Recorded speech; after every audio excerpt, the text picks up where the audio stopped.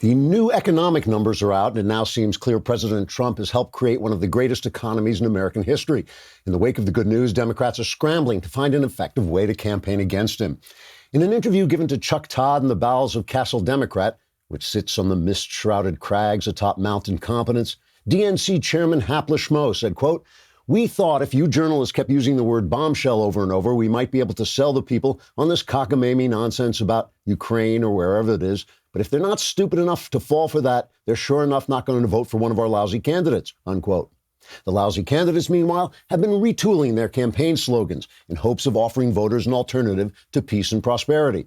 For instance, Joe Biden is testing out the new slogan, "Sure, America is doing great, but that doesn't mean we couldn't use a doddering, corrupt old fool in the White House." Elizabeth Warren is now using the slogan, "The economy is amazing, but I have a plan for that." And Pete Buttigieg has new signs that read, "Who wants a gorgeous, graceful, kind, stylish, and elegant first lady when you could have my husband Christian instead?" Bernie Sanders has been telling his rallies, quote, "I happen to believe that every man, woman, and child should have a free alley cat for dinner like they do in other socialist countries," unquote. And in his new TV ad, Cory Booker says, quote, "I'm walking around bare-chested in a short leather skirt because I'm Spartacus." No, really, unquote. Finally, Nancy Pelosi will be running to hold her speaker seat with the slogan, "I prayed for the president, and look how well he's doing. Clearly, God listens to me, so you should keep me in Congress." Democrats say if these slogans don't work, they'll just go back to shrieking lies while the media pretends to believe them. As usual, trigger warning, I'm Andrew Klavan, and this is The Andrew Klavan Show. I feel hunky-dunky, life is tickety-boo. Birds are winging, also singing hunky-dunky-doo. Ship-shaped, tipsy-topsy, the world is zippity-zing. It's a wonderful day, hurrah, hooray! It makes me want to sing. Oh, hurrah, hooray! Oh, hooray, hurrah! All right, hooray, hurrah. We are back. It is Monday. To say that the new jobs numbers are terrific is really to undersell them. To get them right, you would have to invent some ridiculous cartoon word like super de fantastico miraculoso. But then you would sound like an idiot, as I probably just did. Maybe most important among the new numbers is the one telling us that a lot fewer people are working part-time out of necessity. Around 80% of part-time workers are now doing it for non-economic reasons. What this means, to put it bluntly, is that husbands are earning more so wives can do important stuff like create good people and homes. It also exposes the big lie that the Obama economy was a positive one. Obama's bogus low employment numbers masked families scrambling to survive on piecework. But though Obama was a terrible economic president, at least his foreign policy sucked beyond description. Low taxes, low regs, more freedom, more capitalism, plus business-friendly attitudes and pro-America cheerleading from Orange Man Not So Bad After All have done the trick. But while North America in general and the U.S. in particular are the most prosperous places in the world right now, not everything is tickety-boo. There's the national debt, for one thing, and the fact that no one wants to do anything about it. But even more important is the damage that's been done to our social fabric in the last 20 years of both Republican and Democrat governance. Americans are killing themselves in record numbers. According to a Senate report released in September, the combined mortality rate from suicides and alcohol-related deaths is higher than at any point in more than 100 years. Suicides have not been so common since 1938, and one has to go back to the 1910s to find mortality from alcohol-related deaths as high as today's. The most dramatic rise in such deaths has been since 1999 among non-Hispanic whites. I don't know all the reasons for this, but studies show globalism has destroyed communities in the heartland, the government no longer has the trust of the governed, and religion is dropping off. And it seems logical to me that all of these have played a part in our epidemic of despair. And that means that our elites have failed us. Their ideas have failed us. Their crony capitalism has hobbled economic mobility. Congress has absconded from its responsibilities and sloughed them off on a cancerous deep state that now conspires against our duly elected president. And tenured intellectuals have preached a leftist materialism that not only doesn't work practically, but also flies in the face of our absolute certainty that religious faith and practice make people happier, more charitable, more forgiving, and less likely to enslave themselves to drugs and reckless sex. Our universities are toxic. Our news and entertainment media are dishonest and corrupt, and our government is filled with unconstitutional bad actors. This doesn't mean it's bad to have an elite. It means our elite has played itself out. That means the rest of us, both liberals and conservatives of all colors and any loving religion, have to seize this Trumpian moment of peace and prosperity, ignore the calls to hate one another, and work together to rebuild a culture of God, freedom, and patriotism. And from that will emerge a new, refreshed elite that really could, to coin a phrase, make America great again. All right, we're going to talk about this. We first have to talk about Another Kingdom, which is out now for everybody. The new episode is out. But if you subscribe, you can get it on Fridays to cut down on the Klavanless weekend. Now you can just kind of crawl out of your despair, the chaos that comes when I'm away, and get back to Another Kingdom. This is going to run on, I think, through January. So it's a long story, but it is now in its heart. And I think it's really, these are some of the best episodes as far as I'm concerned. So I hope you will tune in. So there's a new impeachment hearing in the House today, and I know you care just as deeply as I do. And here is CNN reporting on what's going on. Good afternoon, and with that gavel coming down, I'm Jake Tapper in Washington, and you're watching special coverage of this historic day. This is a historic day here in the nation's capital. It will be a busy and historic day ahead. You're watching CNN special live coverage of what can only be described as an historic day. This is turning out to be a historic day, a very important day. And another very, very important and historic day, a very historic and important day. Another historic day here in Washington, historic day here in the nation's capital. Chris, this is going to be another historic day here in Washington. At the end of a long and certainly historic day. A truly historic day. It was a historic day on Capitol Hill. A historic day with millions watching. A historic day. Historic day on this historic day. We're just getting started on this important historic day. All right, it is a historic day on Capitol Hill. You are fake news.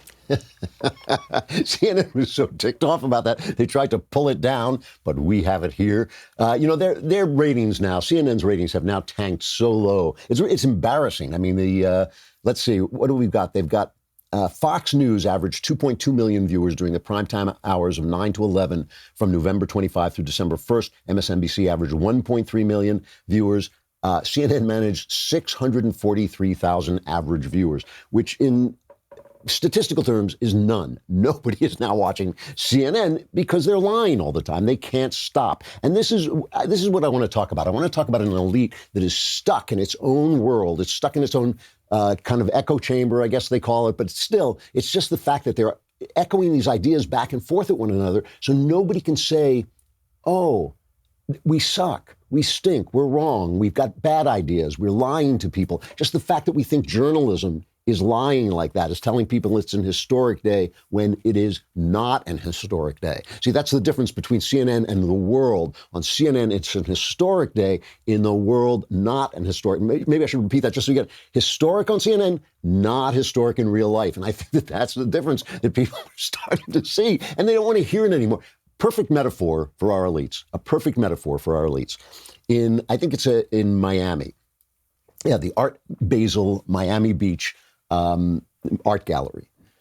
They put up a banana, you probably heard about this, on the wall with duct tape across it.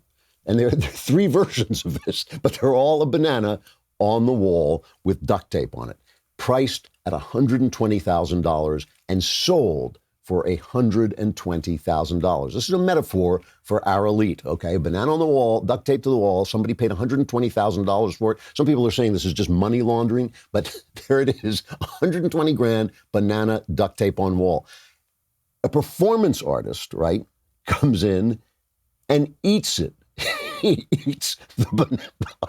And a guy named David DeTuna eats the $120,000 banana duct taped to the wall, takes it off the wall, eats it, and says, I really love this installation. It's very delicious. And this is also, for our elites, this is also a work of art. People are taking pictures of it and, you know, and saying, oh, this is also, this is a performance. This is a performance. You know, okay, maybe it's not singing Rigoletto. Maybe it's not actually acting or doing something worthwhile, but it's a performance to eat the banana that someone paid $120,000 for because someone else put it up on the wall and said it was a work of art. These are our elites. After this happens, somebody sneaks in and writes on the wall where the banana was, Jeffrey Epstein didn't kill himself. And the museum comes in and covers it up. I mean, that is, to me, a metaphor. This is the civilization, Western civilization, that created the Sistine Chapel, right? This is the civilization that created Hamlet and King Lear. Now, art is a banana taped to the wall, and someone who's willing to pay 6 figures for this, someone else thinks it's art to eat the banana, which at least is a good joke, right? And then when they put up something that's actually true about our elites, Jeffrey Epstein didn't kill himself, they cover it up. That, to me, is a perfect, you know, it really is fascinating to me. Over the weekend on Twitter, Matt Walsh and then I think Knowles joined in, a couple of people who joined in. We're having this argument about controlling pornography. This is kind of a tangent, but I'll get back to the impeachment and stuff like this. Stuff is happening in the impeachment because they're about to release this IG report on the Russia investigation, but that's going to happen. It's probably happening right now. Well, it's going to happen in about 20 minutes, I think. So I won't be able to talk about that. I won't be able to read that. I'll get back to it in a minute, but let me go off on this tangent for a minute. Knowles and Walsh, they're arguing that pornography should be outlawed or censored or at least controlled, right? And a lot of people come on and start arguing with them. This is tyranny. This is a nightmare. Now, there's a legitimate debate to be had about the fact that pornography is immoral. It's degrading. It's degrading to the people who do it. It's degrading to the people who look at it. How much rights do you have to destroy yourself, right? How, and how much can the government say, no, this is a degrading thing that you're doing and we're going to turn it off. We're not going to let it happen, or at least control it and keep it out of the hands of children where we know it's destructive. Perfectly fair debate to say, should we give that power to a government that we know wants to censor real speech? They want to call hate speech anything that they disagree with. They want to censor people from putting out ads. They hate Citizens United, which allowed someone to put out an anti-Hillary documentary while she was running for office. They believe that's a horrible thing that the Supreme Court did, allowing people to put out anti-Hillary documentaries while she was running for office. And of course, that's classic free speech, should have the classic protection. So should we trust a government to censor porn? Fine, all good debates. What really fascinated me were the number of people who came on Twitter and said morality is relative, who said you can't legislate morality because morality is relative. One man's morality is another man's immorality. And what fascinates me about that is that's ill-informed. It's not just wrong. It also happens to be wrong, but it's also badly educated. Someone told them that. They haven't researched it themselves. They haven't studied it. Nobody said, here's the information. Let's make up our mind. Let's have a symposium, a debate. No one said that to them. They just told them that. Our elites. That's what I talk about when I talk about ideas trickling down from the top. If somebody says to you, morality is relative, they heard that somewhere. They didn't do the research because, in fact, when you do the research, when you find out about the morality of different cultures, morality is not really relative. The morality of different cultures does not change that much. What changes is their understanding of the fact. So, for instance, people once burned witches because they believed there were witches, and witches had real power and real evil power, so they burned them. But now we know that's not true, so we don't worry about it anymore. But we still believe that evil is evil, right? So even the person saying to Walsh, morality is relative, is doing that on an understanding of shared morality. The shared morality is the tyranny is wrong.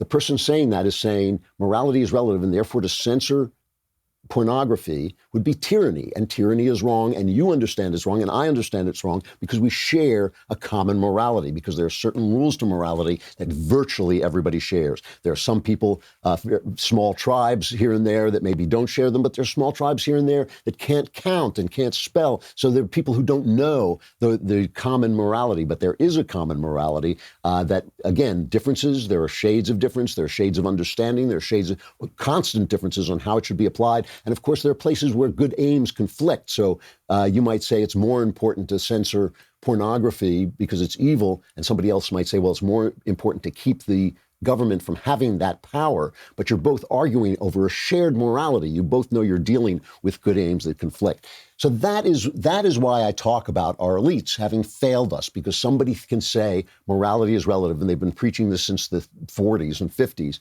And then that trickles down to somebody who doesn't think, well, is it?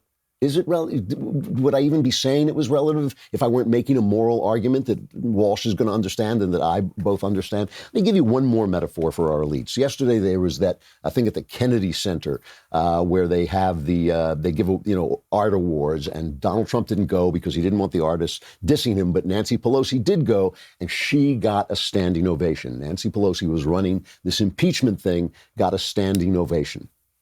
Now, Nancy Pelosi made an utter fool of herself last week as she got caught in this. Her daughter once said that Nancy Pelosi would cut your head off and you wouldn't even know you were bleeding. But to me, she looks like somebody who's been cut off at the knees and is kind of stumping around in this mess she's gotten herself into. And she came out and made the announcement that they were going to have impeachment, draw up articles of impeachment. The vote on this may be as early as this week, which is insane when you think about it. And James Rosen said, "Are you doing this because you hate Trump?" And Pelosi just went off on him. This is cut 8. This is about the Constitution of the United States and the facts that lead to the president's violation of his oath of office. And as a Catholic, I resent your using the word hate in a sentence that addresses me. I don't hate anyone. I was raised in a way that is a heart full of love, and always prayed for the president. And I still pray for the president. I pray for the president all the time. So don't mess with me when it comes to words like that. She'll cut your head off and you won't even know you're bleeding. So this is, to me, I look at this and I see a woman in a panic. I see somebody who's stuck in this thing. She doesn't know.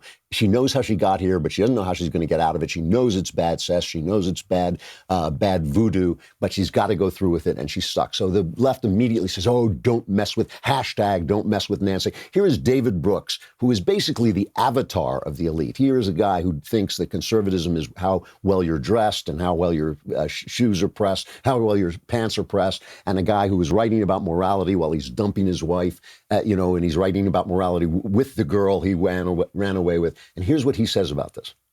I should say I thought Nancy Pelosi had one of the best political moments of the year this week in saying that she doesn't hate Donald Trump. She's going to pray for Donald Trump. That's right. That was, I just thought, a beautiful moment of she said it's her Catholic faith of Christian witness. Christian witness, that's what it was. This is a woman who believes in abortion up until I think you're 5 years old or something like this. And she once said basically that that Catholic thought is in line with her about this. So she actually, Rush Limbaugh says she only cites her Catholic.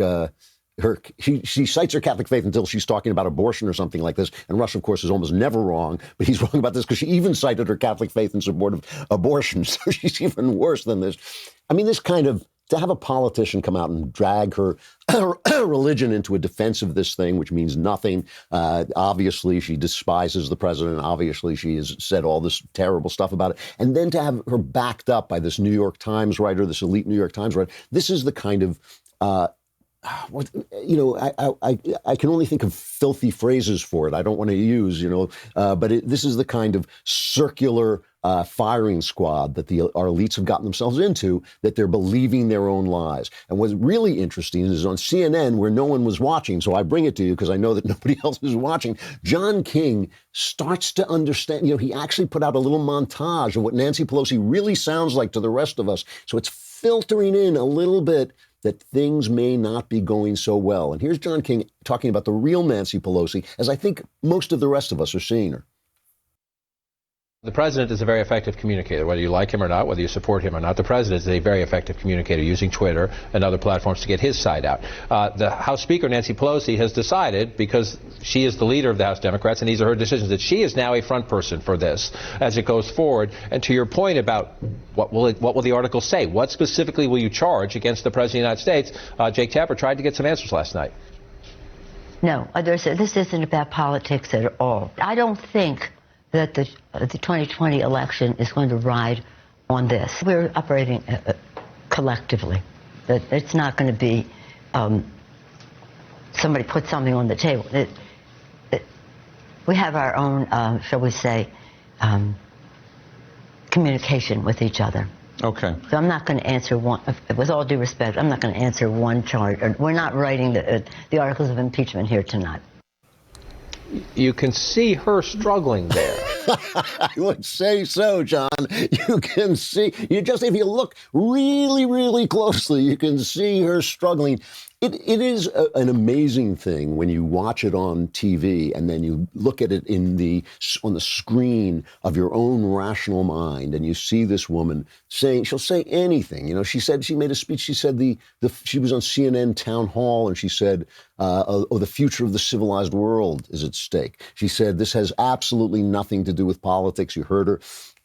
I mean, this is a woman who's struggling with the fact that she is stuck in this kind of madness that her group has gotten into, that she can't get them out of because the press is echoing it back to them, and because they think this is what the youth are going to believe tomorrow. But remember, young people grow up, they listen to their college professors, and then they grow up and they find that reality is not what their professors told them it is. And, you know, just to go on a little bit about this, that Joe Biden had this moment with a voter when the voter started to ask him about the corruption of his son. Let's play this. Around a long time, and I know more than most people know, and I can get things done. That's why I'm running. And you want to check my shape on? Let's do push-ups together here, man. Let's run. Let's do whatever you want to do. Let's take my Number two. No one has said my son has done anything wrong, and I did not on any occasion. And no one has ever said it. Not I one. didn't say you were doing anything wrong. You said I set up my son to work in an oil company. Isn't that what you said? Get your words straight, Jack. That's what I hear on MSNBC. You don't hear that on MSNBC. You did not hear that. But you heard. Look, okay, I'm not going to get in an argument with you, man. No, I don't want to. Well, yeah, you do. But look, Fat, look, here's the deal.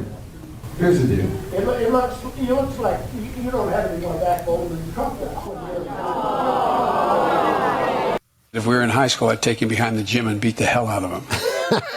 You know, this is the thing about this is a man of power. This guy's been vice president of the United States. This is a man of power talking to a voter. Okay, so people are saying, "Oh, he was tough. Oh, he would, yeah." Come on. I mean, the guy, he called him fat. We heard that. He said, "Oh, I'm going to beat you with push-ups and all this." This is a party that is in the sewer. This is a party that is swirling down the drain. And when they talk, I mean, you can even hear, put Jerry Nadler on. I mean, this is why they asked him why you're hurrying with the impeachment. Listen to what he said. If he's acquitted, do you believe we'll have a fair election in 2020? I don't know. The president, based on his past performance, will do everything he can to make it not a fair election. And that is part of what gives us the urgency to proceed with this impeachment. Chuck Todd, top Democrat Chuck Todd, interviewing top Democrat Jerry Nadler. And he's saying, you know, that, oh, yeah, because he remember the Russian collusion. He did that. So now what he'll probably do it again. But of course, that's been disproved. So they're just living in this, in their own kind of, bubbling formula of lies and distortion. And they think we're falling for it. But the ratings at CNN, where they're supposed to be reporting the news, have dropped and dropped and dropped because people know this is not the truth. People on both sides. And look, you know, I think there's always a debate to be had between liberals, true liberals, not leftists, but liberals and conservatives. There's always debates whether we're moving forward, what we can leave behind, what we need to conserve. Those are always good debates in every civilization, in every free society. That's great. But we're not talking about that. We are talking about an elite idea of leftist materialism that has failed, but that they're stuck on. They're mired into it up to their butts, and they can't get out of it. And meanwhile, Donald Trump, simply by using tried and true, capitalist free market ideas like lower taxes, lower regs, animal spirits in the economy, what did he create? It was like 266,000 jobs added last month, the fastest pace since January. The jobless rate is back to 3.5%. 3.5%, the lowest level since 1969. I'm Donald Trump, and I approve this message. Wages are up. I never know whether these are voices in my head or everybody can hear these, but wages are up 3.1% from a year earlier. I think we got to play the Trump happiness montage. I think we just have to do it. We're going to win so much. We're going to win at every level. Hallelujah. Hallelujah. We're going to win economically. We're going to win with the economy. We're going to win with military. We're going to win with health care and for our veterans. We're going to win with every single facet. Zippity-dee-da, zippity-yay.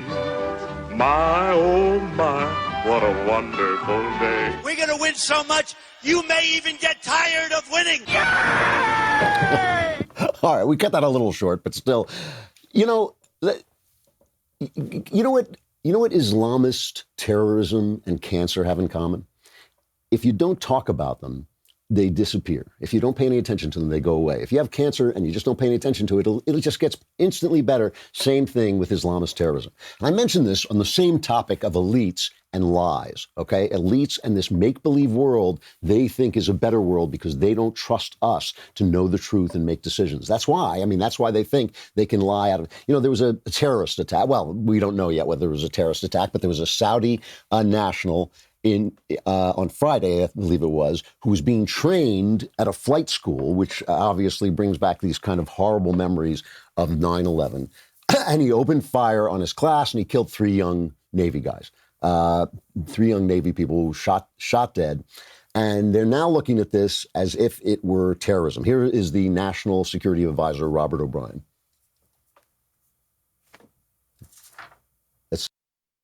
I don't see anything that there's a broader pot. I'm watching the same things that you're watching, and the public reports. And this is a guy who may very well have said some things on Twitter that suggest he was radicalized.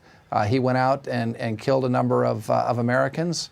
So my point is, it looks like terrorism. We'll have to see what the FBI investigation shows, what his motivations were. The Saudis have promised full cooperation with the investigation. We're going to take them at their word. And the FBI is very competent in doing these things. They'll get to the bottom of it, and we'll have a full report. But my point is, it looks, from what we're seeing in the public reports, that this looks like something that's terrorism or akin to terrorism.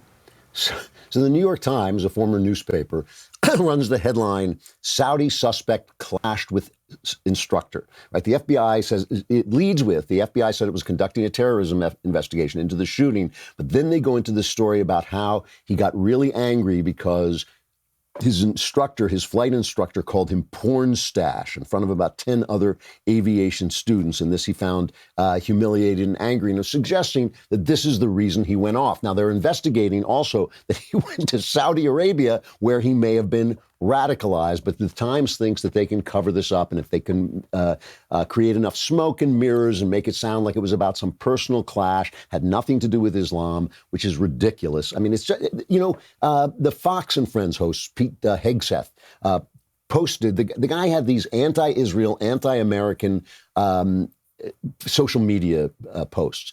He posted, this is the killer, he posted, I'm against evil, and America as a whole has turned into a nation of evil. I'm not against you for just being American. I don't hate you because of your freedoms. I hate you because every day you are supporting, funding, and committing crimes, not only against Muslims, but also against humanity. So Pete put this up on Twitter and was banned from Twitter. It was taken down. It was barred from Twitter. Why? Because if you ignore Islamic terrorism, if you don't talk about it, it's just like cancer. It goes away. It's amazing. It's an amazing treatment. This is a new treatment. They used to operate. They used to, in cancer, they used to operate. They used to give you, chemicals and radiation and stuff. But now they realized that if you just ban people from talking about cancer on Twitter, it goes away, okay? And this is our elites. And of course, they wouldn't be not talking about it if it were Catholic malfeasance, if it were Protestant bigotry or something like that. They would be talking about it. But Islam is given a break. Why? Because of an elite idea that somehow Islam is somewhere on the intersectional chain of oppression that Christian religions aren't, because Christianity is the national religion. It's the country's religion. It's an amazing thing. It's an amazing idea. It's an amazingly bad idea. It's an amazingly bad idea for intelligent people to talk about.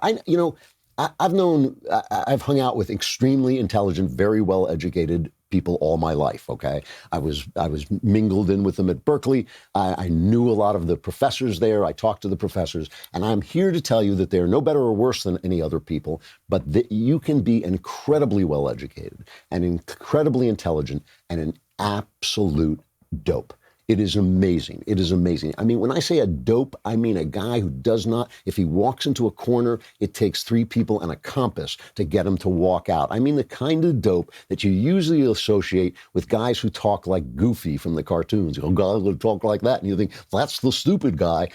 But no, stupidity, foolishness, incredible blindness to the facts exists at every level of intellect and every level of IQ. This is why these guys who get obsessed about IQ, which is kind of a secret racist code at this point, guys who get obsessed about IQ, I don't give them the time of day. I do not give them the time of day. I am telling you, I have talked to housewives who obviously are not that well educated, and maybe even not that, don't have that high IQs, who have wisdom, who have intelligence, who see the world as it is, who walk through the world with a level of joy that I connect with spirituality.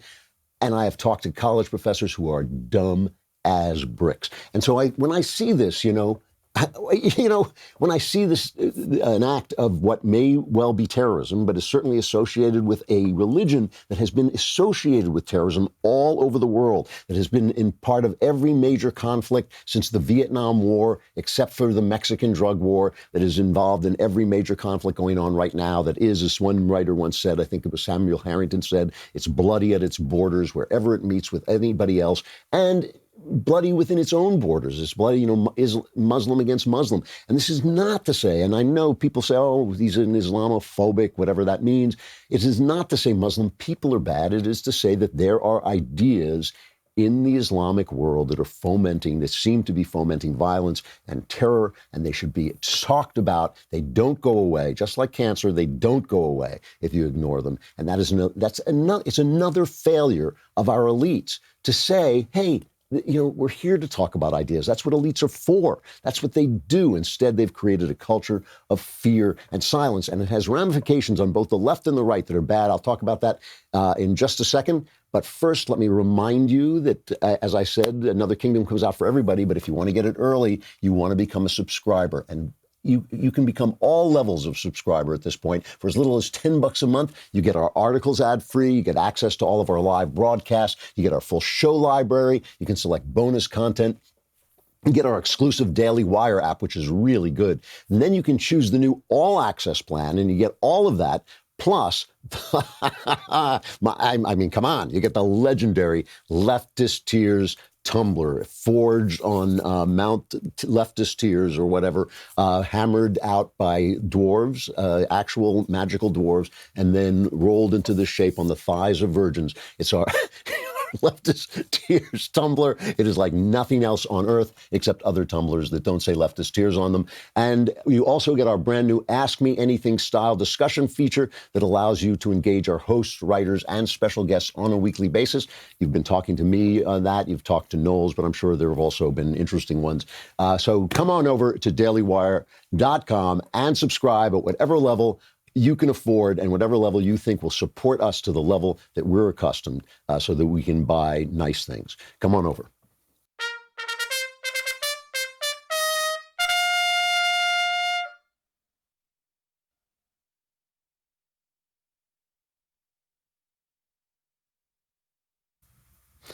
So Tucker Carlson had a guy on his show named Pete DeBrusca, who was running for Congress in North Carolina, South Carolina, I can't remember. And Tucker set this guy up. I mean, he teed him up and basically let him go off. And one of the people he went off on was us, the Daily Wire. And, well, let's listen to what he said. Those are the old party rules, Tucker, and I think that there's a new Republican Party in town. It's people like myself who are, younger and less controlled by, should we say, the conservative Inc. crowd, or maybe the donor class in Washington, D.C., and the political elites. We understand the game. We understand that the Chamber of Commerce has bought and paid for our Congress people, and we understand that it has bought and paid for organizations like Turning Point USA. We understand it has bought and paid for media outlets like the Daily Wire, for example, who are not meaningfully conservative in any way, who can never be trusted to conserve anything. So this guy is a full-blown groyper. He's one of these alt-right guys with an underpinning of white nationalism, of bigotry. The idea that this is a white civilization. What he's on there with, Tucker believes in much less immigration, both legal and illegal, which, by the way, I'm fine with. That's another open debate. That's fine. And this guy is asking for an immigration moratorium so that no more people are coming in than are leaving. And they talked about this like it was some forbidden idea, that it was racist at its heart, and therefore it was something kind of wicked and cool they were talking about. And again, Tucker just let him go off on that. And one of the things that I really disrespect about the Groypers are these little phrases they come up with that they never have to explain. They never have to explain the meaning of what does it mean, conservative Inc., that the Daily Wire is a successful conservative outlet. Chamber of Commerce conservatism is an idea, by the way, I have some connection to, because I read the Wall Street Journal, and the Wall Street Journal is very pro illegal immigration. They don't have any problem with illegal immigration because it serves business. They get cheaper workers and they come in and they're constantly making excuses for it as if the only consideration were economic. But the only consideration is not economic. There's a social consideration, and there's the most important consideration to me, which is that if you don't respect the rule of law, no law will be safe. So in other words, there is such a thing as a Chamber of Commerce conservative. The Wall Street Journal, how is that us?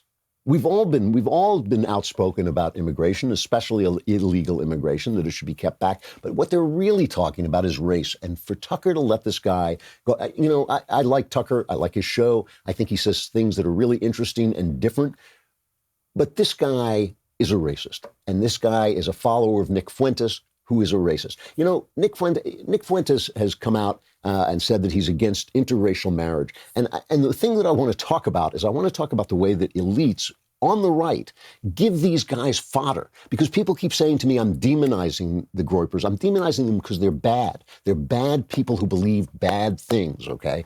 And the thing is, they're given credence by things that elites say on the right that aren't true, okay? When elites say, for instance, oh, the left writes the rules of engagement. When they say the left writes the rules of engagement, that we have to obey those rules. We can't say anything about race because they'll call us racist. We'll lose our sponsors. When we do that, when we kowtow to the left's crappy rules that are meant intentionally to silence us, then we give credence to the Groypers because we make them look brave. We make them look brave. When they say racist things, we make them look brave instead of what they are, which is hateful, okay? And when they say, Chamber of Commerce conservatives, it's true. The Wall Street Journal should reconsider. They should reconsider that there are other things besides money. Money isn't everything. But listen to Nick Fuentes. I hate to play the guy because I just find him disreputable. But listen to him talk about interracial marriage, for instance. I think interracial relationships, I would never be in one. I wouldn't want my children to be in one. I just think it's no good. It's against my values.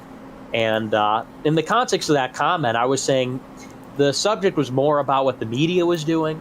If you watch the debate, the actual context of it was, why should I watch like a Kia commercial and be propagandized about interracial relationships? Like, I feel like even if you approve of that kind of thing, even if you like that, I feel like still social engineering by advertisers is probably wrong, probably not where we want to be as a society. It's like I want to buy McDonald's or I want to buy a Whopper without having to be told like, hey, subliminally, what do you think about, being in a relationship with somebody of a different race? I think it's inappropriate. But then that issue aside, yeah, I'm just totally against it. And I don't know why that's a bad thing.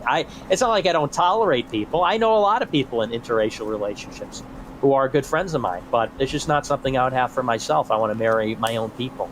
So now every time he talks about this, he says, I don't know why it's a bad thing, but he never says why it's a good thing. He never says why it's a good thing to two people are in love with one another.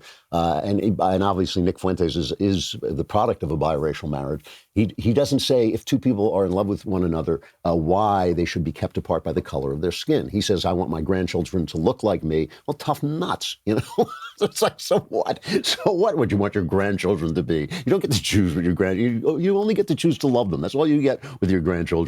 That's a gift. That's a gift. And if you can't do that because they don't look like you, shame on you. Shame on you. That's an inhuman thing.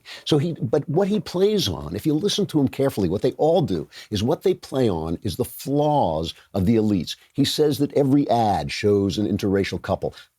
I've noticed that too. I think, like, are there that many interracial couples, or are they selling us something with our burgers, right? In other words, I hardly notice when there are interracial couples, because every place I've ever lived, there have been many interracial couples. But when I see ad after ad after ad, and there's never, a non-interracial couple, I do start to think, you're propagandizing me. Stop it. And that gives credence to this clown who's a racist. And I think that, it's just so important that the elites on our side, speak with measured truthfulness, that we speak with measured truthfulness, that we talk about the fact that, bringing in a million Somali Muslims and dumping them in a town in the Midwest is culturally bad. It's not bad because of the color of the skin. It's bad because of their culture and because there's no system for assimilating that many people that quickly, and that we do have a culture, we do have beliefs, a belief system, and in order for people to join it, they have to want to join it, they have to love it, and they have to be assimilated once they get here. And you can only do that to a certain number of people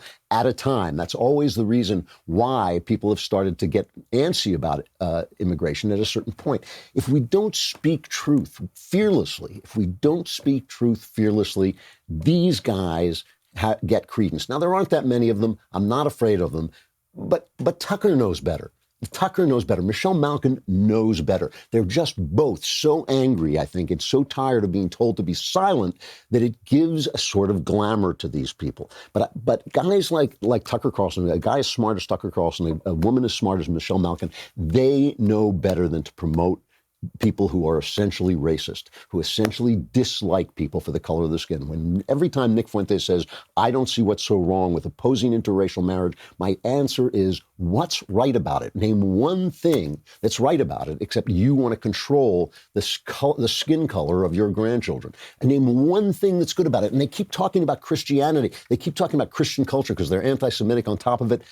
Show me the line in the gospel that permits you to hate the image of God because it looks a little different than you, because its skin color is a little different than yours. You show me that line, and then you can talk to me about Christianity. Until then, you're the enemy of those thoughts. You're the enemy of the basic ideas that made the Western civilization so great. The multi-ethnicity that has made Western civilization great since Rome, and certainly that has made Christianity great, and certainly has made America great. And this is the problem. The failure of elites lets bad ideas rise, and our elites have utterly failed. And this impeachment thing that's going on is part of that failure, and so is the silence about Islamist terrorism, and it just allows bad ideas to rise. Let me end with a slightly happier final reflection, because I'm really deep into thinking about Advent right now. It is, for me, very joyous celebration, the coming of Christmas, which really reminds us of the coming of Christ. And I was thinking, reading about the Virgin Mary, and I'm not a big into the Catholic veneration of the Virgin Mary, that idea that elevates her almost to the level of Christ himself. But of course, she is this titanic, this majestic figure in the midst of the Christian story. And it occurs to me that her feminine role is a role model for all people, male and female, in their approach to God. And this is one of the many thousands of reasons why I hate feminism, is because in its insistence that men not be men, it makes it difficult for men to even think about, because they're under attack, because they want to defend themselves, it makes it difficult for men to even think about the fact that when you start to think about feminine and masculine principles, you're no longer thinking about people. When you start to think about feminine and masculine principles instead of people, that there is a way in which all people are in the feminine role when it comes to God. And that's why Jesus refers to God as the bridegroom is coming, which makes Israel, that makes the people the bride, right? And that's why God, the feminists are always saying, well, why is God a man? Why is God a man? God is a man because all of us have a feminine role. And what is that role? That's the role that the Virgin Mary plays, which is she stops and she says yes to being filled with God. And then, having been filled with God, allowing a space inside herself for God to grow, right? And obviously, that's a truth. It's a physical truth, but it's also a metaphor, and it's something that all of us have to do, to stop, to say yes, to be quiet and still, and allow God to grow inside us so that he can then come forth into the world through us. And so every one of us is in a position with God, is in the position with God of the Virgin Mary. Every single one of us is in that position of saying yes, being still, allowing God to fill us and grow within us and then come forth into the world. And it really is a beautiful thing when you stop and think about it, that this yin-yang principle that is exemplified by men and women, it is incarnated in men and women,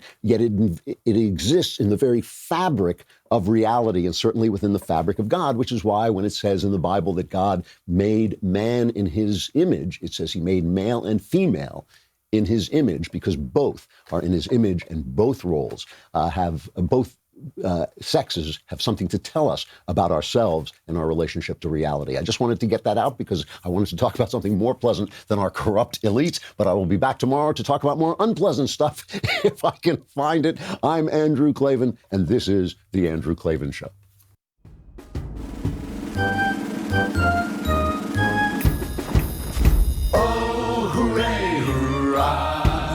The Andrew Klavan Show is produced by Austin Stevens and directed by Mike Joyner. Executive producer, Jeremy Boring. Senior producer, Jonathan Hay. And our supervising producers are Mathis Glover and Robert Sterling. Assistant director, Pavel Wydowski. Edited by Adam Sayevitz. Audio is mixed by Mike Cormina. Hair and makeup is by Jesua Alvera. Animations are by Cynthia Angulo. And our production assistant is Nick Sheehan. The Andrew Klavan Show is a Daily Wire production. Copyright Daily Wire 2019. On the Matt Walsh Show, we're not just discussing politics. We're talking culture, faith, family, all of the things that are really important to you. So come join the conversation.